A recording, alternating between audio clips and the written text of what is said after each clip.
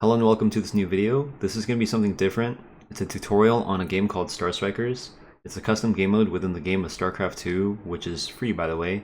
And it's basically soccer with different units who have different abilities, and it plays almost like League because of its top-down view, so it should be quite familiar for most of you guys.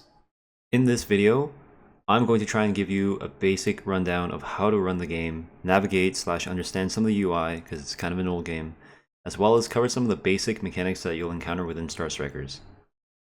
As a preface, I understand that this video will inevitably be watched by the sweaties who still play this game after all these years.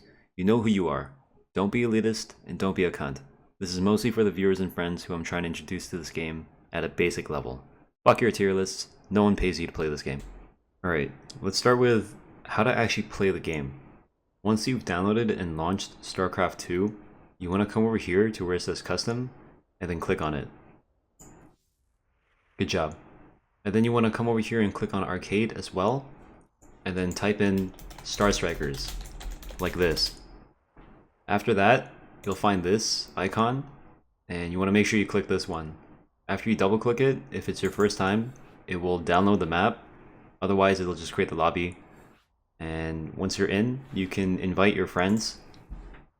I've got a lot of them, and you can put them in this lobby, and then you just click start game. That's it. So once you've actually loaded into the game, every player will be prompted with a voting menu where you can vote on some of the settings within the game. Unless you're a noob, in which case it doesn't actually let you vote until a certain amount of games have been played. So it's a good thing you're watching this, because now I can tell you what they are for when you actually unlock them. Ranked makes it so that everything's ranked. A handicap is basically a handicap. 2-point walk-ins makes it so that every time you walk the ball in, you get 2 points. Turning on AI makes it so that there's AI. You could also adjust the difficulty meter.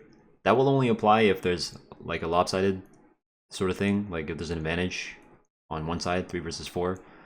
Time limit means how long the game goes, and you want to remember that it's in halves. So if you put it to 6 minutes, the whole game's going to be 12 minutes because it's a half. Spin pushing, let's not get into it. We'll probably do that later. Unique units makes it so that you can only have one of the same unit per team. If you have it off, then you can just have like 4 Vikings, for example. Infinite subs, I would recommend having this on. Makes it so that you can change your character an infinite amount of times, as opposed to, I believe, 2. No attacks should be default on, so no one can play like a fucking griefer. Once everyone's done voting, we go into unit selection. There are 9 Terran units on the left, 9 Zerg units in the middle, and 8 Protoss units on the right. You can also click random if you're not feeling Chipotle but you don't know where you want to eat. And then after everyone's selected their unit, you will start the game after a certain countdown. First, we should talk about some of the UI and settings. If you click the cogwheel near the bottom, you'll find a bunch of different options. The first one is minimizing the extra shit on the screen. If you click it, it just takes it off. The second one is selecting or deselecting your character. If you click it, you won't be able to deselect your character. It's not like League where you permanently have control of your character. If you click others, you can accidentally deselect. Next, there's your mana bar, which is in the bottom left. And then we have lock screen, which if you just click it, if you're like a noob in League and you use lock screen, you can do the same thing here, right? Next is nameplates. This allows you to see the names of your opponents. I generally leave this off because you don't really need it. And then there's the mini map, and all of the 2 things in between you don't really have to worry about. They're just aesthetics. So at the bottom here, you'll have your 5 buttons from the left to right. The first 2 are going to be the 2 unique abilities of your character. Some characters will have 3, in which case you have a total of 6, and it'll just be an extra bind, but most of them only have 2. The third button will be your shove key, and the fourth button will be your shoot/pass key. And then finally you have your ping. The reason why I'm not saying the letter is because it can be different. You can actually change your control scheme. If you're used to QWR, you can just click it. And if you want to play CXCV, you can click that too. And there are a couple other formats available as well. Now on to movement. StarCraft 2 uses a really complex mechanic called right-clicking in order to actually move your character, so keep that in mind. Alright, now that all the boring shit's out of the way, we can actually talk about like the fun stuff, the two things that are ubiquitous amongst every character, and I would argue the two most important things that you gotta get down, simply because you gotta do them regardless of what character you're using. So first we're gonna talk about the shove. The shove is basically a dash where it pushes you in a direction that you choose, and it's used for two primary functions. Number one, to steal the ball, and number two, to move. Keep in mind that it's an incredibly versatile ability, it has a lot of different interactions, and you can be very creative with it, but we're going to try to keep it simple, and I'll just explain these two things. Before we go any further, you guys need to understand one key mechanic about this game, which is that when you have possession of the ball, it will always follow in front of your character, whatever direction they're facing. So now that you know that, it'll make it easier to read this diagram. Keep in mind that the blue circle is your opponent and the black circle is the ball. Now the way the shove works here is it pushes your opponent towards the direction that you're shoving them in. So if you shove them from anywhere within the acceptable range here, including some angles that come from behind them, as you can see from the dotted lines, it will push them away from the ball and dislodge them from having possession of it, and you can promptly take it afterwards. Now you want to keep in mind that if you take the ball from directly in front of their face, they could do the exact same thing to you right after. This is where the idea of defending the ball comes into play. How do you actually prevent your opponents from taking this shit from you? That's a good question, man. Thanks. Well, to answer that question, if you were paying attention earlier, you would know that all you need to do is make it so that when your opponent shoves you to take the ball back, they're shoving you from an unacceptable range. Here's what that looks like. Let's break that down. First I shove him from the acceptable range, so I steal the ball from him. I accidentally shoot him in the process, but don't worry about that. I click north, and then I click west afterwards to quickly correct for that, so that when he shoves me into the ball instead, and I've successfully defended it. So let's take a look at that clip of me stealing the ball earlier. Here's what he could have done to defend himself. Nice one, Mario. Thank you so much, Eric. Oh my god. I have friends.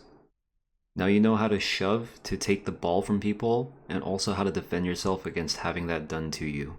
Keep in mind that different characters will have different hitbox sizes as well as different shove strengths, so the distance at which they can shove you as well as how far they will push you are also going to be variable. Now let's move on to shooting / passing. It's not as simple as you would think though, because although you are just clicking the button and then clicking somewhere to shoot it, you have to remember a key mechanic about the ball, which is the fact that it accounts for inertia.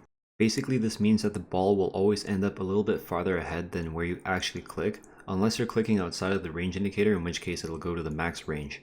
So basically you want to be accurate with your mouse placement so that you're not overshooting or undershooting wherever you want the ball to go to.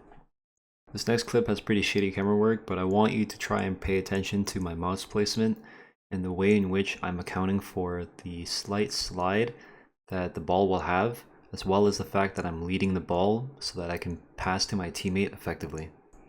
Here's another example that I won't talk over, so you can watch it again and again if you need to.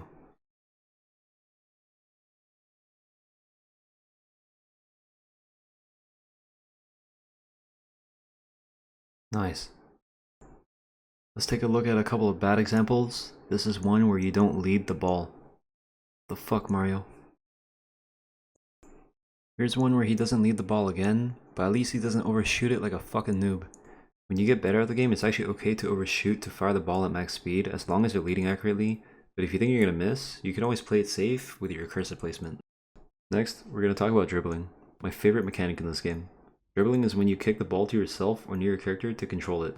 When you pass to yourself, the ball will go inside your character's hitbox and only re-emerge when you issue a movement command. This allows you to prevent your opponents from walking over the ball to take it if you hide it in your own body. Except they can still shove you though. So it's a good thing I just taught you how to dodge that shit. Easy. Here's a bit of an exaggerated example of how you can dribble the ball in order to avoid getting it stolen.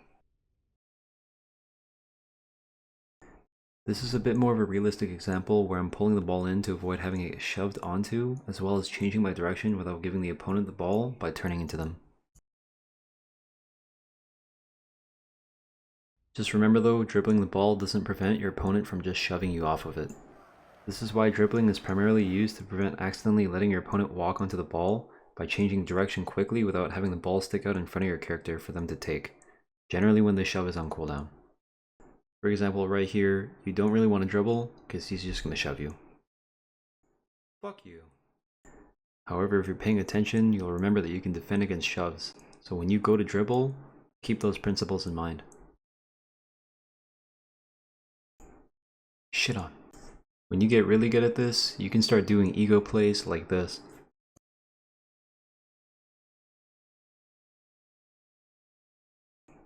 Dude, I'm so sick. Now let's talk about something really important about the game. Whenever you have the ball, you're going to be significantly slower than everyone else, so people that are slow can still catch up to you even if you're on a fast character. To counteract this, you can shoot the ball ahead of yourself to regain some of that speed and then catch up to the ball again. Make sure to not kick the ball too far ahead of yourself, just enough so that you can pick it up before your opponent does. If you mess up, you might as well be passing to your opponent. Griefer. Don't do this one either because you're not going to gain any speed if your inputs are too slow. If you want, you can take the human error out of it by using input buffering to sequence it so that you shoot and then move immediately. You can even string it out like this. Here's how this works. First, I'm holding shift the entire time to sequence all my inputs, then I right click to issue a move command, hit V and then left click to buffer a kick towards my cursor, right clicking to issue a move command farther, and hitting V and left click to buffer a second kick. Then I finish off with another movement command. It's important to remember that you can only buffer things that you're currently capable of doing right now, so you can't buffer a kick if you don't have the ball in your possession.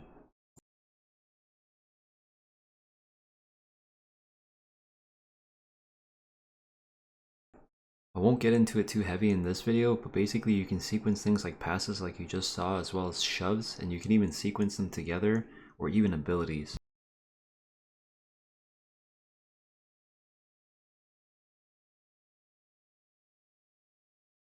Those are all the basic mechanics. All that's left is to talk about out of bounds and subbing. All you gotta know about out of bounds is just like in real soccer, when one team kicks it out of bounds, the other team picks it up, and they can throw back in with the same button you used to shoot. As for subbing out, you can click the button in the top left and select a character. You'll only swap if you're during a pause time or when the next pause time is available. This does include when the ball is out of bounds, so you can strategically kick it out if you need a swap, but keep in mind that there's a bit of a delay before you swap characters. Alright, now we're at the end of the video. I hope I at least made you interested in the game, and more importantly, I hope I taught you the game itself. If you would like to play, you could join my Discord. I'm going to go ahead and link that. You can ping me, you can get the tag. I'm always looking for more players, that's for sure.